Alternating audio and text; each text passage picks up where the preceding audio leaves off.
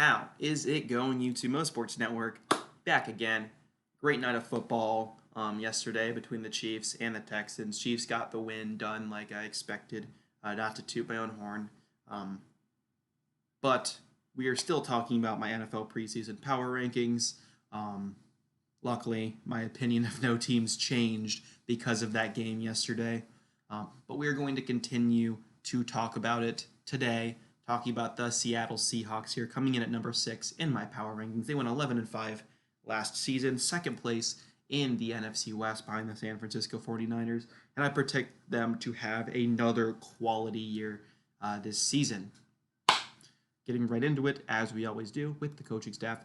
We have Pete Carroll. I'm not going to spend too much time on this coaching staff at all. Because Pete Carroll, I think Brian Schottenheimer still is the offensive coordinator. Yep, and Cam Norton is the defensive coordinator. Pete Carroll always throws out terrific teams every year. He's a really solid leader, gets the job done year after year. This team's always competitive, always competing for the playoffs with Pete Carroll as the head coach. I don't expect that to change this year. So we move straight on to the offense. No need to talk about him longer than we do. Top 5 coach in the league in Pete Carroll. Speaking of top 5, we have Russell Wilson at quarterback. I think he's probably, behind Mahomes, the second best quarterback in the league currently.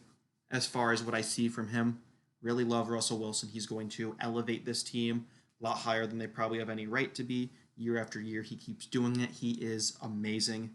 If you don't watch many Seahawks games, I recommend you do, because Russell Wilson is a treat to watch. So number 2 quarterback in the game, in my opinion. And he's part of him and Carroll, I think, are the main reason this team is as high as it is. But there's still a lot of good on this team as well. So we go on to the running back group. We have Chris Carson, Carlos Hyde, Travis Homer, and DJ Dallas. And this team needs Carson to stay healthy this year. He did get hurt last year at points in the season, and you could tell the offense dripped off when you had guys like Homer and Marshawn Lynch having to run primarily in this offense. We saw that in the playoffs where they struggled at points. They need Carson to stay healthy. Carlos Hyde is a decent backup, but they're going to need more from Chris Carson if this running game wants to be very successful. If he does go down for a couple weeks, I think Hyde, Homer, DJ Dallas, the rookie out of Miami, can hold down the group well enough. But as of right now, they really need Carson to perform well if they want this running game to be anything. That's my 2 cents on that. Again, I don't think you need an elite running back to have a good running game, and I think Seattle understands how to run the ball well, and Chris Carson and Hyde together will work pretty well on this team. We go on to the receivers now, and I think they have a really interesting group here. So they have Tyler Lockett probably going to play in the slot, although with Tyler Lockett, you don't really know. He can play outside as well. Best receiver on this team. He was really good last year. I think he'll continue to be really good, like Tyler Lockett a lot. And then you have DK Metcalf as well. Had a really solid rookie season last year, and I think he's going to keep playing at that high level and even accelerate a bit. I think he is going to be like a top 25 receiver in this league this year, just projecting that. And so I think him paired with Lockett is going to be very good. Other than them, talent drops off just a little bit, but not horrible. So you have Philip Dorsett, David Moore, or Philip Dorsett's going to be the third guy, former first-round pick of the Colts. It's kind of a bust, bouncing around the league. He is now in Seattle, back again. So he's his team's third receiver. He'll be all right, especially with Russell Wilson. Then you have David Moore, Freddie Swain, Penny Hart. All guys who I don't think anyone's super excited about, but playing with Russell Wilson will accelerate these guys, and they will perform at a decent level, I think. Although this is going to be Tyler Lockett and DK Metcalf's show. Wild card of this team is Josh Gordon. Like him a lot, if he's on the field, hasn't been able to be on the field. I don't even know if he's reinstated into the league yet. But if he can stay on the league, he is an interesting wild card, a number 3 receiver for this team over Dorsett for sure, if he can be healthy and not smoking weed. I don't even know why that was a policy in the league, to be honest. But I think Josh Gordon is a wild card and a good gamble for this team that can make this core even stronger of wide receivers. But overall, Lockett and Metcalf a good 1-2 punch. The rest of the guys, I think, will benefit a lot by having Russell Wilson as the quarterback. Also in the tight end room, they add Greg Olsen next to Will Dissly and Jacob Hollister, as well as Luke Wilson. I think they played really well, those three guys, when each other were hurt last season. Obviously, Hollister went down last year. Will Dissly had to step up and looked really good still as this team's tight end. And I think Greg Olsen will continue. If he can stay healthy, he will continue to play at the level we know he can play, especially with Russell Wilson, who can accelerate him. If he goes down like he does most seasons, Dissly and Hollister will be there to step up. And I think the tight end room isn't going to fall off this year at all from what they did last year. So overall, I like the weapons of this team. We go to the offensive line now, which I think has question marks to an extent. I think Dwayne Brown and Mike Iupati are good enough. I think they're at least average guys as far as the offensive line is concerned. Dwayne Brown can be above average. They got him from the Texans a few years ago. He's been the best offensive lineman this team has had down that stretch. So him and Iupati also I can't speak. A historically good guard, so I think he will be good there as well. Ethan Poshik, I don't like him as much. He did struggle last year. Hopefully we see him keep developing. Former center out of LSU. I think he can be good for this team, but we need to see it. Same thing with Damian Lewis, rookie out of LSU. He's thrown into the starting job immediately. I'm worried about him, to be honest. Just being a rookie thrown into the flames, first game of his NFL career. But I think I did like him out of LSU enough to where I think he probably deserves a starting spot over like a guy like Jamarco Jones. So interested what Damian Lewis is going to do. That's a thing I'm going to keep an eye on the first couple weeks. And this team acquires Brandon Shell from the Jets. He's average, if not below average, for this team. Anything to keep Cedric Ogbuehi from starting at right tackle, I suppose, is really good. So that's this team's offensive line. I think it's probably a little below average, but I think it can be average. And I think Russell Wilson, it usually goes the other way. The offensive line can make a quarterback look better. I think Russell Wilson, with what he can do, makes this line look better than it is at times. And I don't think this line is bad enough to keep Russell Wilson from doing what he does. So there's that on the offense. Really, I'm really high on this offense just because Russell Wilson can do what he does at such a high level, and they have some pretty talented weapons as well. But when you have the second best quarterback in the league, obviously your offense is going to take well. We move on to the defense, which historically has been one of Seattle's calling cards. And I think it is definitely an interesting group, to say the least, here. Definitely not as dominant as we've been able to see from Seattle, and I'm curious what this team is going to be able to do. So we have LJ Collier and Benson Mayowa as this team's two pass rushers. LJ Collier didn't play much or well his rookie season. Really looking for him to take another step up, a guy who was taken way too early in my eyes by Seattle. But he's going to start next to Benson Mayowa. It's a question mark what this team's going to do pass rush-wise without Jadeveon Clowney. I think the pass rush was a bit confusing anyways with the Jadeveon Clowney. So this pass rush, I think, will struggle. There's a good chance they're going to struggle a good bit. Then the inside, you have Poona Ford and Jared Reed. Again, I think two guys who are average as far as interior defensive tackles go. They're not going to be huge liabilities. But I think this defensive line as a whole definitely has more questions than answers. You also have Rasheem Green and rookie Alton Robinson being the backups there at edge rusher. Rasheem Green, I think, even looked better than Collier at points last season. I wouldn't be shocked if he started. And Alton Robinson, the fact that I think he was like a fourth-round pick out of Stanford, or third, fourth, something like that, has a second, is a good chance of him maybe starting potentially, says how weak this pass rushing defensive line group is. So not very high on that point. The rest of the defense, though, I am a little high. I'm definitely higher on, especially the secondary. But we're going to talk about the linebackers now. Bobby Wagner is a top 5 linebacker in the league. I'm convinced he is saving this defense, this front seven. I think he's excellent.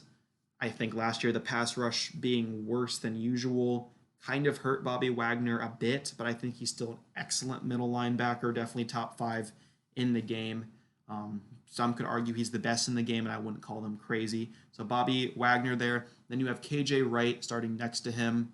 And then you have Bruce Irvin as well. I think Jordan Brooks is either going to take Wright or Irvin's job. I'm not sure which one. But as a rookie, as a first rounder, I had a second round grade on Brooks, a late second round grade. However, he was taken in the first. I think if the Seahawks are high on him, he is going to be taking over either Wright or Irvin's spot eventually. They've both been okay in Seattle. Obviously, not anything like excellent out of this world, especially from Irvin recently. But I think they'll do enough around Bobby Wagner. These guys have played with Bobby Wagner before. I think the linebackers will be good enough, especially with Jordan Brooks, Cody Barton, a nice veteran, and Ben Burr-Kirven, all as depth in this linebacker group. I think the linebackers will be pretty solid, just because at least of Bobby Wagner alone. But even on top of him, there is some potential there. Excited to see Jordan Brooks play for this team because I kind of shit on him in my Giraffe Reactions video for the Seahawks picking him. And we move to the secondary. And this is where I am very interested. So Shaquille Griffin last year showed he is a starting corner in this league, and he can play starting corner very well. I'm not sure what happened here with Quentin Dunbar, because if we flip over to PFF, they have him listed as the starter on the defense on the outside. I guess it's because Trey Flowers is the nickel guy. But either way, Quentin Dunbar next to Shaquille Griffin is an excellent boundary corner duo. Between those guys, I think they have two. Shaquille Griffin is less locked down than Dunbar, but I think overall they're going to be above average to really good as far as outside corners go. And then in the nickel, you're going to have Trey Flowers as that nickel corner. I'm a bit more concerned about him. Obviously, you saw he had like a 49 grade on PFF. But I think the rest of the secondary should do a decent enough job making up for that, as well as Bobby Wagner, as he can be a cover linebacker as well, making it not as hard to play nickel well. And then as well, you have Quandre Diggs coming as this team's free safety. He's a very decent free safety, definitely above average in my eyes. Then you have the big prize of the offseason for the Seahawks. You have Jamal Adams coming in. He is a game changer for this defense, and part of the reason why I have this team as still a top 6 team is him and Bobby Wagner, I think, are going to make this defense incredibly competitive despite having lots of holes on the defensive line and certain points of the, of course, like nickel corner, as well as parts of the linebacking group, although I'm decently high on them. But Jamal Adams and Wagner are both game changers. Jamal Adams, if you need him to play free safety, he'll drop back, be a free safety. He can play that box safety as well. The Jets didn't do it that much, but he can play linebacker, I think, if they need him to. He can do anything this team needs him to do, and he is an excellent strong safety. They traded Bradley McDougall to get him. I think he is excellent. If he can stay on the field, the secondary is going to be really good. So that's what I have to say about that. Basically, the point of the Seahawks, they have a top 5 coach in the league. They have a top 2 quarterback and 2 really, really elite defensive players. And that's a lot of the reason why I have them so high. But there's also a lot of talent around them, as I said. So now we go over to the schedule, as I always do. I think this team will have a nice start of the season. I think they beat the Falcons and the Patriots. And then I think they do drop this third game to the Cowboys. I'm really high on the Cowboys this year, as I say in most of my videos. And I think they beat the Dolphins and the Vikings going into their early Week 6 bye, starting 4-1. I think they split with the Cardinals this year, lose that one, and then they get 2 more wins against the 49ers, really good team this year as well, and the Bills. So at that point, this team would be 6-2. I think they drop one at LA to the Rams. I think the Rams are going to be decent this year, and I think they split with them. Then I think they beat the Cardinals. I think they drop one to the Eagles on the road, as I said in the Eagles video. And I think they rattle off some more wins. I think they beat both New York teams and Washington, a really easy stretch for this team. And then they play LA again. I think they get that win. And then finally, I think they lose this one to decide the division. Both of these teams, I have them at 11-4 at this point. So another game between these two teams to decide the division this year. I think the 49ers take it again at home. I think they do split the series for the Seahawks to finish 11-5 in a huge matchup with the Saints in the playoffs, which I think, again, is a really fun first-round matchup for this team. So, again, 11-5. I think that's the same record they had last year. I think they could win more than that, definitely. Like, if they can sweep the Rams, I see that as a possibility. I think they can sweep the Cardinals. If they do either of those things, this team goes 12-4. I also see they can probably lose some additional games. Oh, they could also win this Cowboys game as well. They can lose this game to the Falcons. I wouldn't be shocked if they did that. I think they could lose to the Vikings as well. As well as there's a chance they could get swept by the Niners. I think the Niners match up with the Seahawks well. But I think anywhere from I think 8 wins is this team's absolute floor. Unless they lose Russell Wilson, then nothing is the floor. I think 8 wins their absolute floor with Russell Wilson. I don't predict them to get that, and I think 12-13 is this team's ceiling. I have them going right in the middle there at 11. So that is it on the Seattle Seahawks. Thank you guys so much for watching. I have been Mo Sports Network. If you liked the video, make sure you press like. If you really liked it, make sure you subscribe. If you didn't like it, comment below. Tell me why. So thank you guys so much for watching. I have been Mo Sports Network, and I will see you guys with the number 5 team in my NFL preseason power rankings. So see you guys next time. Peace out.